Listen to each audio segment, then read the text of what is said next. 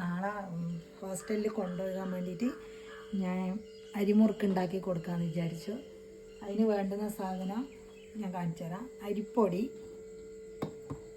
പിന്നെ എള്ള്, ഇത് കഴുകിയിട്ടെടുത്തതാണ്. എള്ള്, ജീരകം, ഉപ്പ്, ഇത് കുറച്ച് അയമോദകം എടുത്തിട്ടുണ്ട്, കുറച്ച് മുളക് പൊടി, ഇത് കുറച്ച് കായപ്പൊടി. ഇതെല്ലാം ഇതിൽ ഇടുക. ഇതെല്ലാം അരിയിലിട്ട് കൊടുക്കുക. പിന്നെ ഉഴുന്ന് വറുത്ത് പൊടിച്ചതാണിത്. ഇതും ഉഴുന്ന് വറുത്ത് പൊടിച്ച. പിന്നെ ഞാൻ കുറച്ച് പിന്നെ നെയ്യ് ചേർക്കുന്നുണ്ട്, കുറച്ച്.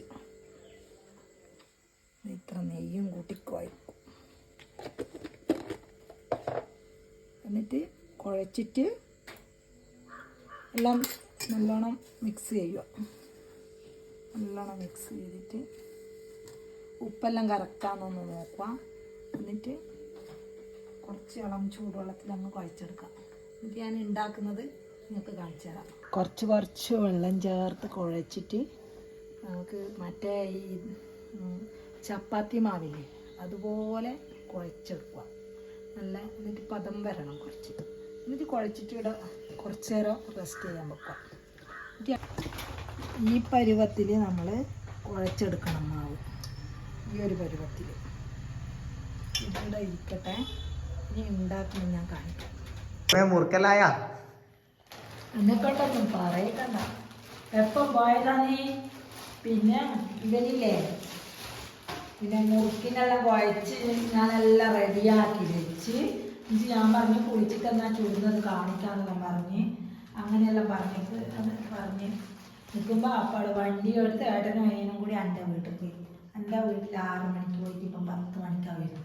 അപ്പം ഞാൻ എന്ത് ചെയ്ത് മുറുക്കി ചുറ്റിയിട്ടുണ്ടാക്കുമ്പോൾ കുറേ നേരം വേണം.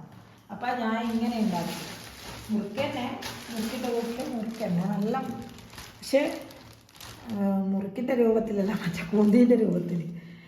ഇതില്ലേ തക്കാളി മുറിക്കില്ലേ, പക്ഷെ നല്ല രുചിയുണ്ട്. ഞാൻ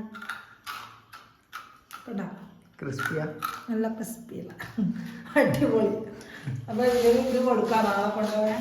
ഞാൻ ഇതുപോലെ ഒരു പാക്കറ്റിൽ കൂടി ഇടാം. എന്നാൽ കാറ്റ് തട്ടില്ലല്ലോ. ആടെ എത്തിയിട്ട് കുപ്പിയിലിട്ടിട്ട് വെച്ചോട്ടെ. 2 കുട്ടികളുണ്ട് എൻ്റെ റൂമിൽ, അവർക്കും കൂടി കൊടുക്കാമല്ലോ. ഇന്നത്തെ വീഡിയോ ഇത്രയേ ഉള്ളൂ.